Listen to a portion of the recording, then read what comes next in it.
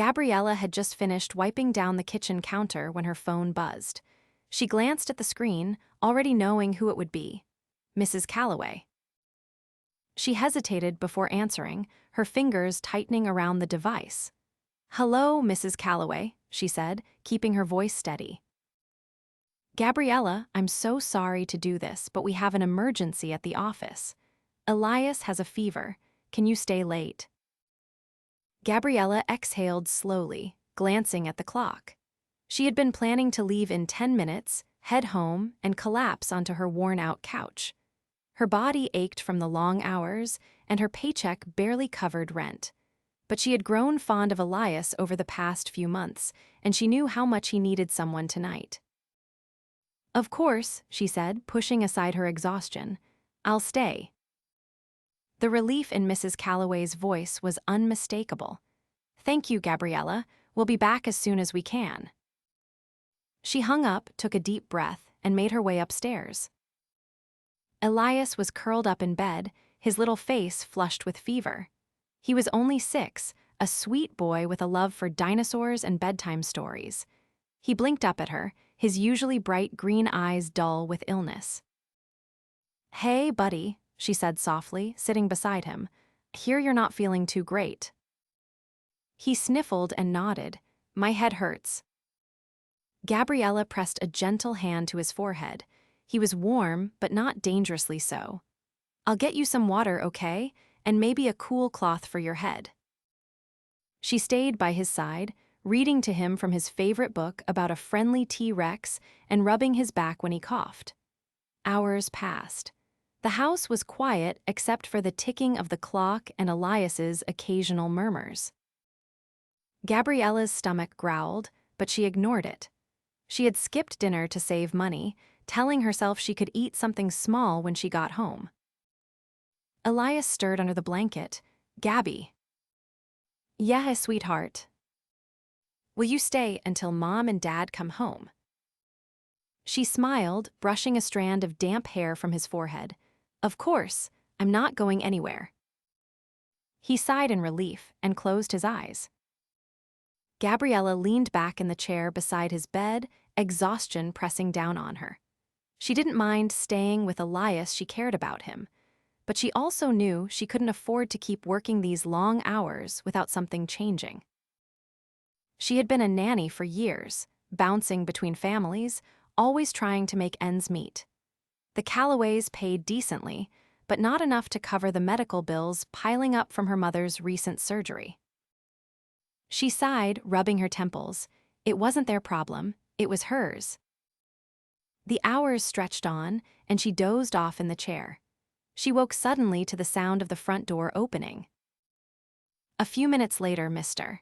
and Mrs. Calloway appeared in the doorway, both looking exhausted but grateful. "How is he?" Mr. Calloway Mark asked, stepping closer to check on his son. "Still warm, but he's been sleeping peacefully," Gabriella said, standing and stretching. Mrs. Calloway touched her arm. "Thank you, Gabriella. We know this was last minute." "It's no problem," she said, though her body begged to collapse. Mark frowned slightly. "You look exhausted. Have you eaten?" Gabriella hesitated. She didn't want to admit that she hadn't, so she just smiled and shook her head. "I'm okay." Mrs. Calloway exchanged a look with her husband before turning back to Gabriella. "We'll call a car for you. You shouldn't have to take the bus this late." Gabriella wanted to protest, but she was too tired to argue. "Thank you," she said softly. As she left the house that night, she had no idea that staying late for Elias would change her life in ways she never expected. Gabriella stepped out of the car the Callaways had arranged for her, her legs stiff from the ride. The streets were quiet, the glow of streetlights casting long shadows on the pavement.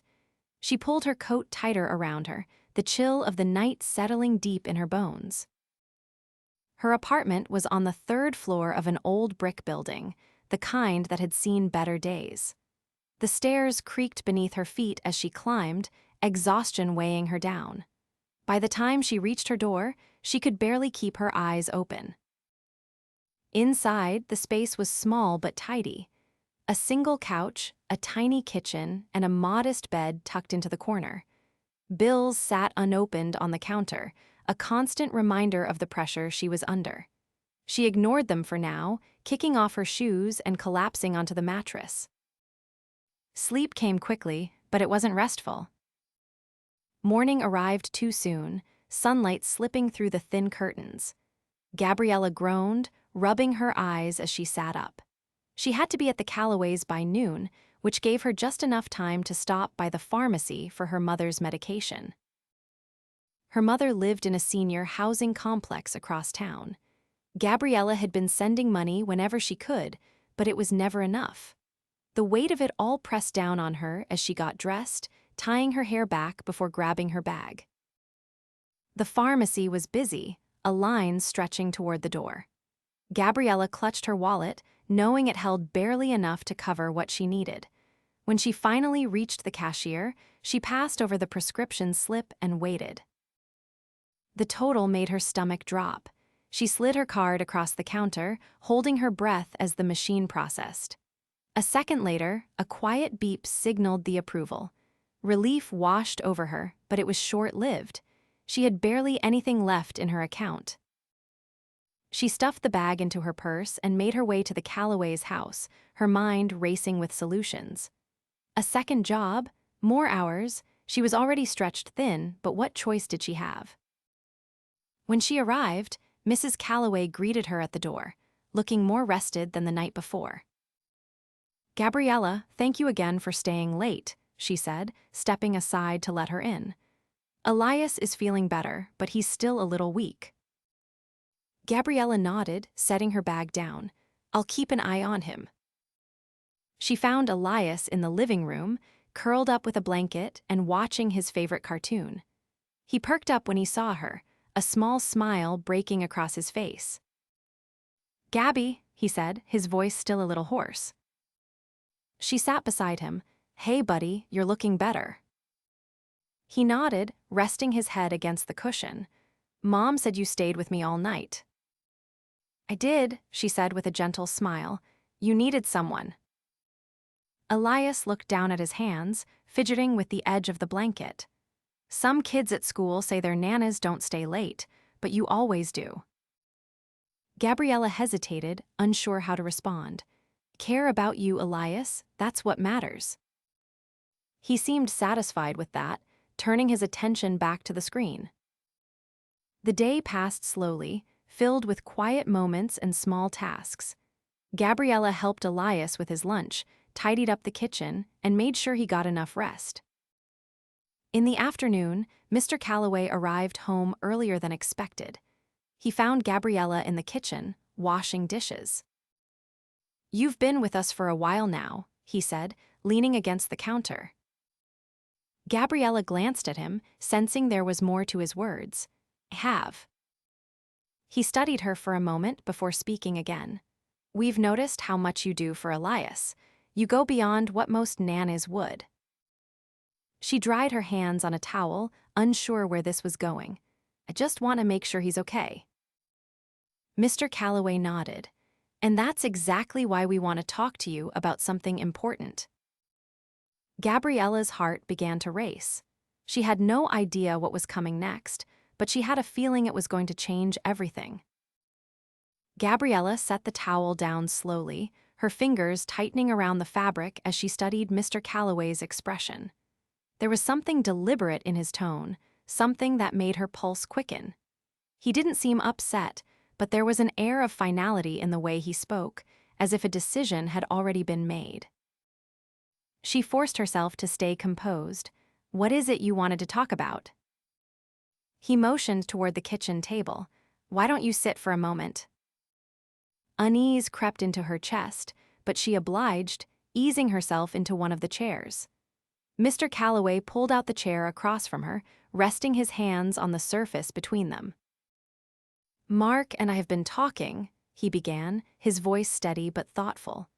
"We've seen how much you care about Elias, and more than that, we've seen how much he cares about you." Gabriella kept her hands in her lap, resisting the urge to fidget. "I care about him a lot," she admitted. "He's a wonderful kid." Mr. Calloway nodded.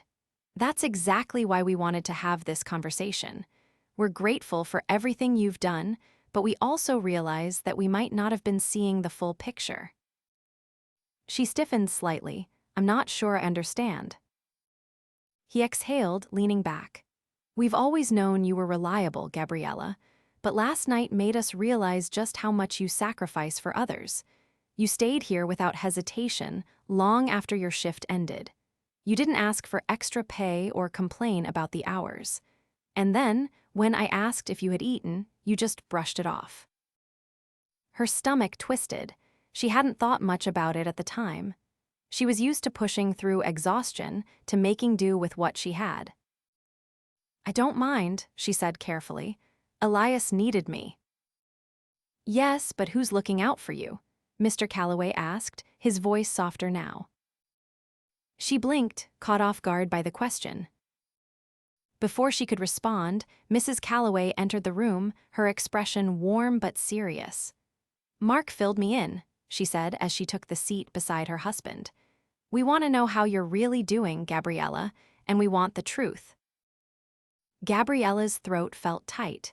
She had spent years avoiding conversations like this, always assuring people that she was fine, that things were under control. But now, under the weight of their earnest concern, she felt something crack. She swallowed hard. It's been difficult, she admitted, the words feeling foreign on her tongue. I love working with Elias, but I've been struggling to keep up with everything else. My mother's medical bills have been piling up, and I've been trying to cover them while still managing my own expenses. Mrs. Calloway's expression softened. Why didn't you say anything sooner? Gabriella offered a small, tired laugh. It's not exactly easy to bring up, and besides, I didn't want to make my problems anyone else's responsibility. Mr. Calloway exchanged a glance with his wife before turning back to Gabriella. That's admirable, he said, but no one should have to carry everything alone. Gabriella wasn't sure how to respond to that. Mrs. Calloway placed a hand on hers. You've been taking care of our son like he's your own. Now it's our turn to make sure you're taken care of too. Gabriella's breath caught in her throat. She wasn't sure what they meant by that, but there was something in their tone, something final, that made her heartbeat quicken. Still, she couldn't let herself get too hopeful. She had been let down before. I appreciate that, she said carefully, but I don't want to be a burden. Mrs. Calloway shook her head. You're not a burden, Gabriella, not to us. There was a long pause before Mr. Calloway stood. We'll talk more soon, he said, but for now, just know that we see you, we appreciate you, and we're going to do something about it. Gabriella remained seated as they left the room, her mind racing. She wasn't sure what they meant by that, but somehow, she knew her life was about to change. The next morning, Gabriella arrived at the Callaways' house like she always did, but something felt different. There was a quiet intensity in the air, as if something important was about to happen. She tried to push the thought aside, reminding herself that she had a job to do. Whatever Mr. and Mrs. Calloway had meant last night, she couldn't dwell on it. She found Elias in the living room, sitting upright with a book in his lap. His face was still a little pale, but he looked much better than the day before. He grinned when he saw her and immediately scooted over to make room for her on the couch. You're back, he said. Gabriella chuckled as she sat beside him. Of course I am. I told you I'm not going anywhere. Elias seemed satisfied with that answer, leaning against her shoulder as he flipped the pages of his book. Gabriella read along with him, her mind half focused on the words and half focused on the lingering uncertainty from last night's conversation with his parents. She didn't have to wonder for long. Mrs. Calloway appeared in the doorway a short while later, her expression unreadable. Gabriella, when you have a moment, could you join Mark and me in the study? Gabriella nodded, nerves settling in her stomach. She gave Elias's shoulder a gentle squeeze before following Mrs. Calloway down the hall. The study was a quiet, elegant space filled with towering bookshelves and a large mahogany desk. Mr. Calloway was already seated inside, a folder resting in front of him. Gabriella stood hesitantly near the entrance, unsure of what to expect. "Please sit," Mr. Calloway said, gesturing to the chair across from him. She did as she was told, folding her hands in her lap to keep them from trembling. Mrs. Calloway took a seat beside her husband, exchanging a glance with him before speaking. "Gabriella, we've been thinking a lot about everything you told us yesterday." Gabriella swallowed hard, unsure where this was going. Mr. Calloway leaned forward, his gaze steady. "You've been an incredible presence in Elias's life. You've shown a level of care and dedication that goes far beyond what we ever expected. And after last night, we realized that we've been benefiting from your kindness without truly understanding the sacrifices you've been making." Gabriella opened her mouth to protest, but Mrs. Calloway held up a hand. "Please let us finish," she said gently. Gabriella nodded, pressing her lips together. Mr. Calloway opened the folder in front of him and slid a check across the desk. Gabriella's breath hitched when she saw the number written on it. $10,000. Her heart pounded in her chest. "This is for you," Mrs. Calloway said softly. "For everything you've done for our son, for staying late when you didn't have to, for putting his needs above your own, even when you were struggling." Gabriella's hands trembled as she stared at the check, barely able to process the moment. I can't accept this," she whispered. Mr. Calloway shook his head. "Yes, you can," he said firmly. "And you will, because this isn't charity, Gabriella. This is us acknowledging the value of what you've given our family. You deserve this." Tears welled in her eyes, but she blinked them away. "I don't know what to say." Mrs. Calloway reached across the desk and gently touched Gabriella's hand. "Just say you'll use it to take care of yourself the way you've taken care of Elias." Gabriella let out a shaky breath, nodding as emotions swelled in her chest. She had spent so long worrying about how she was going to make ends meet, how she was going to keep up with her mother's medical bills while still managing her own expenses. And now, for the first time in what felt like forever, she had a moment to breathe. She clutched the check tightly, her voice barely above a whisper. "Thank you." Mr. Calloway smiled. "No, Gabriella, thank you." As she left the study, she felt lighter than she had in years. The weight that had been pressing down on her for so long had finally begun to lift, and it was all because she had stayed late to care for a sick child. She never could have imagined that kindness would come back to her in such a life-changing way. Gabriella stepped out of the Callaways' house, clutching the check in her trembling hands. The crisp morning air filled her lungs as she stood motionless on the sidewalk, staring at the numbers on the paper. It felt surreal, like she had stepped into someone else's life. She had spent so long stretching every dollar, worrying about bills, skipping meals to make sure her mother had what she needed.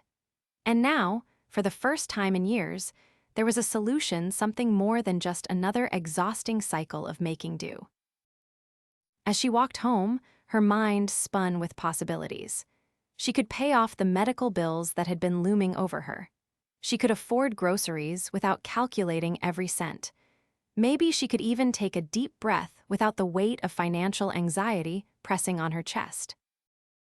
When she reached her apartment, she sat at the small, worn-out table in her kitchen, placing the check in front of her. The sight of it alone felt like a promise of something better, but she knew she had to be careful. This wasn't an endless supply of money. It was a lifeline, but only if she used it wisely. She pulled out her phone and dialed her mother's number. It rang a few times before a familiar, tired voice answered. "Gabriella, sweetheart, is everything all right?" Gabriella gripped the edge of the table. "Mom, I have some good news." A pause. "Good news." She took a steadying breath. "I'm paying off your remaining medical bills." Her mother inhaled sharply. Gabriella, no, you've already done too much. I won't let you put yourself in more trouble for me. A small smile tugged at Gabriella's lips. Mom, I promise you this time it's okay. I got some unexpected help and I can finally do this. No more late notices, no more stress. It's taken care of. Silence stretched between them before her mother's voice wavered. You don't know how much this means to me. Tears pricked Gabriella's eyes. I do, and I want you to stop worrying, all right? You can just focus on getting better. Her mother exhaled, relief evident even through the phone. I don't know how it got so lucky to have you. Gabriella blinked away the emotion welling in her chest. I think we're both lucky. After hanging up, she wasted no time. She called the hospital, settled the outstanding balance, and for the first time in what felt like forever, she let out a breath without the weight of debt pressing down on her. The rest of the day passed in a blur. She picked up groceries without counting every item, stocked up on necessities, and even allowed herself the small luxury of a fresh loaf of bread from the bakery down the street. As she carried her bags up to her apartment, something inside her shifted. She had spent so long surviving that she had forgotten what it felt like to live. That evening, she sat on her couch, a cup of tea warming her hands, and allowed herself to imagine something she hadn't dared to in years: the future. She had always loved working with children, but being a nanny had never been meant to be permanent. What if, now that she had some breathing room, she could take the next step? The thought lingered in her mind as she drifted off to sleep, for the first time in years feeling like tomorrow might bring something more than just another struggle. Over the next few weeks, Gabriella found herself adjusting to a new reality. She still worked for the Callaways, still cared for Elias with the same devotion, but something had changed. She no longer woke up in the middle of the night, panicked about bills. She no longer hesitated before buying groceries or worried about whether she could afford the bus fare. And with that newfound stability came something even more surprising: opportunity. One afternoon, when Gabriella arrived at the Callaways' house, Mrs. Calloway greeted her with a thoughtful expression. I wanted to ask you something, she said as Gabriella set her bag down. Gabriella nodded, curious. Of course. Mrs. Calloway gestured for her to follow her into the sitting room. Mark and I have been discussing something, and we wanted to know if it would interest you. Gabriella perched on the edge of the couch, waiting. You have a gift, Gabriella, Mrs. Calloway continued. Not just for taking care of children, but for understanding them. The way you connect with Elias, the way you make him feel safe and supported, it's something special. Gabriella felt a warmth spread through her chest. I love working with him, she admitted. Mrs. Calloway nodded. That's why I wanted to ask, have you ever considered becoming a teacher? Gabriella blinked. The thought had crossed her mind before, in fleeting moments of daydreams, but she had never allowed herself to truly consider it. She hesitated, unsure of how to respond. I've thought about it, but I never really believed it was possible. College, tuition, the time commitment. I've always been too focused on just making ends meet. Mrs. Calloway smiled knowingly. That's understandable, but things are different now, aren't they? Gabriella exhaled, realizing the truth in those words. She wasn't drowning anymore. She had options. I suppose they are, she admitted. Mrs. Calloway's expression softened. I happen to know a few people on the board of a local early childhood education program. If you're interested, I could introduce you to them. Gabriella's heart pounded. The idea terrified her, but it also lit something inside her she hadn't felt in years: hope. You really think I could do it? She asked, her voice quiet. Mrs. Calloway reached for her hand, squeezing it gently. I know you can. Gabriella swallowed the lump in her throat and, for the first time in a long time, allowed herself to believe it too. Over the next few months, she took the first steps toward something new. She met with people in the education field, learned about the requirements, and slowly started piecing together a plan. She still worked for the Callaways, still cared for Elias, but now there was a future ahead of her, one that she was finally allowed to dream of. And it had all started with one simple act: staying late for a sick child. Life had a way of bringing things full circle, and for the first time in as long as she could remember, Gabriella knew she was exactly where she was meant to be.